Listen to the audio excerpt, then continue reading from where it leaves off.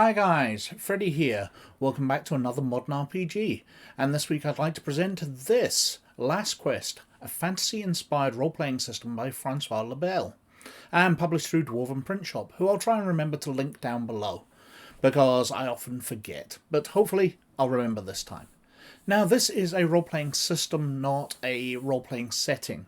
So these are generic rules and designed to be used in a variety of different backgrounds.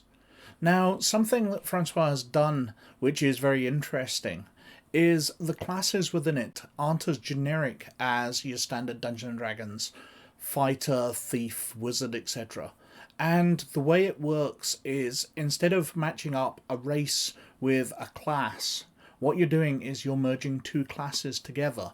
So creating somebody who's a warrior but can use some magic, or is a fighter thief type build. But let's have a look through the rules. So first of all, we have this piece of artwork, which I think is absolutely lovely. This reminds me of old school fantasy. I'm sure one of the early versions of The Hobbit or Lord of the Rings I had something very similar to this. I love this piece of artwork. It's really, really gorgeous. As we go through, we've got the contents pages. What's a role-playing game? Why is this fun exactly? Overview. Dice and rolls. Character classes, powers, skills, character level. Now, it mentions that there's no levels in the game. You get your skill points and you add them to the different abilities you've got. I must also mention that Francois is from Quebec, so English he speaks very, very well, but there's some slightly odd phrasing here, which I wouldn't expect. You know, instead of it being dice and rolls, we've got dices and rolls. But that's pretty much all. It reads through very, very well to me. Carrying on through, we've got the attributes, combat rolls, character points, skill points, etc. All the standard things. Now, it is kind of based towards miniatures use. We've got combat lock, so when people are on hexes and they're facing each other, they go into combat lock, and you've got to disengage. It feels like a miniatures-based combat system to me. The game mechanics, as your rank goes up, you're rolling more and more dice towards your target numbers. Opposed rolls, hit points, unconsciousness, all the standard stuff, wounding levels, death. Your attack bonuses, defense, again, all very standard stuff. How to heal wounds, how to regain your hit points. And it shows here, as your stat goes up, you get various bonuses.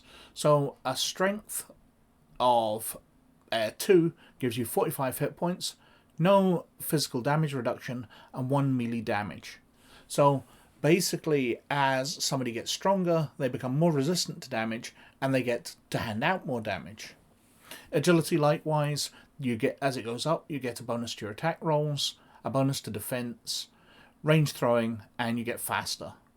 And your spirit, you get your power points to power magic from, power damage reduction, and the step. So we go through the combat rules here. As you can see, you've got your front-facing arc, your combat lock when something's directly in front of you, and your back-facing where you're more vulnerable. Combat lock and range, charging, drawing a weapon, just very standard rules here. Your critical range, critical rolls, additional damage, damage over time. Lots of rules here.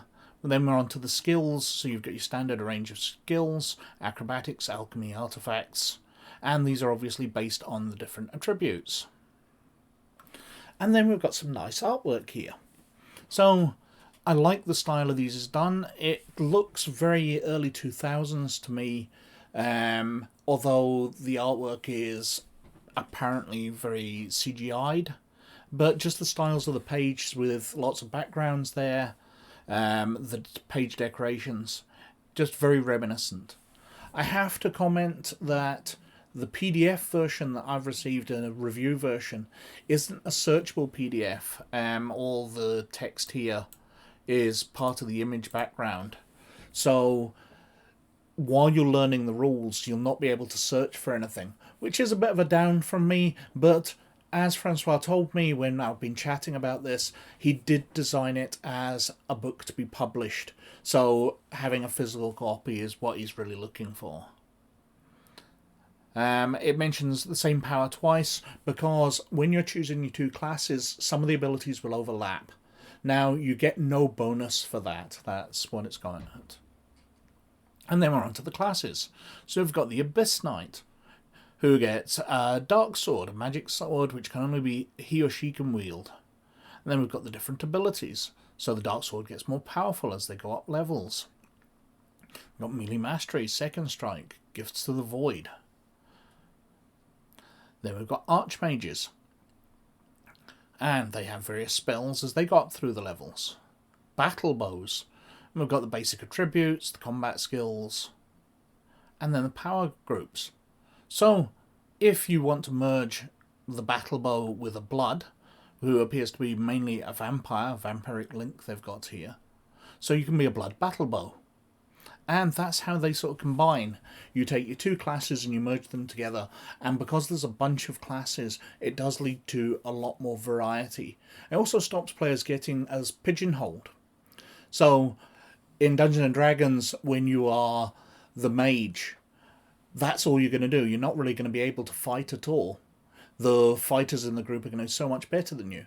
But in this, you can choose to have some magic and be one of the better fighters and merge them that way. Carrying on through, we've got Corruptors and the list of abilities for them. We've got Crystal Cursed, who appear to have crystal growing out of their bodies. They've got crystallized flesh, crystal growth, it becomes hardened skin. Arcanite Flesh, Power Surge, Arcanite Heart, Great Blow. Then we're on to Dark Radiance, who have an aura of darkness. Gifts of Death, Gifts of Fear, Gifts of the Storm. Then we're on to Firemancers, Fire Mage of some type. What else we got? Monks. So you can be an Archmage Monk if you want. Shadows, who have quickness and power groups of shadow fighting, shadowmancy, and mobility. Stormbow, with their eagle eye ability. Obviously, they'll probably cross over a lot with the battle bow. Sun Radiance, who are sun blessed. What do they have? Gift of Life with healing wind, gifts of air, gifts of fire. Then we're on to the appendix, where we have the weapons, hand-to-hand damage, lances, various types of armor, shields, the various skill ranks, abbreviations used throughout it, an example of combat, which thumbs up, because doing the rules breakdowns over the past few years, I really have learnt that an example combat is an absolute blessing as you try and work out a new rule system. And we've got sample character sheet, which is very pretty indeed. Some hexes, and then we're back onto the very fine image on the back cover. Now, I like a lot of what's in there. The concepts are really solid. I do feel that the classes could have some more description. You know, what is a Dark Radiant? I would love to know some background about that. Obviously, from reading their powers and abilities, I can get a clue. But I would like some more information. A Blood, they've got vampiric link and they've got vampiric abilities, but are they a vampire? Can they only come out at night? Does sunlight burn them? I'd really like to know something more about these and the restrictions, because especially if they have great powers, because obviously having not played it, and when you are about to play a game, you are just kind of judging from what you read. Do the Bloods have extra power because they are supposed to have a disadvantage that we don't read about because there's no background? I have a feeling that Last Quest would be most suited if he brings out a world book, and I have spoken to Francois about that, and he says that he is thinking about it, which I would love to see. I would love to see the world that these classes exist in. I would love to know more about the classes themselves. At the moment, we've got a very nice rule system, some solid ideas in there. There's just a lack of meat to get your teeth into to actually create a game. But anyway, I think I've gone on for quite long enough about something that I haven't really had that much time to get to grips with. Thank you very, very much for watching. As always, please like, subscribe and comment down below, as it does me massive favours with the YouTube algorithm. But, as always, most of all, you look after yourselves. And I'll catch you later. Bye now.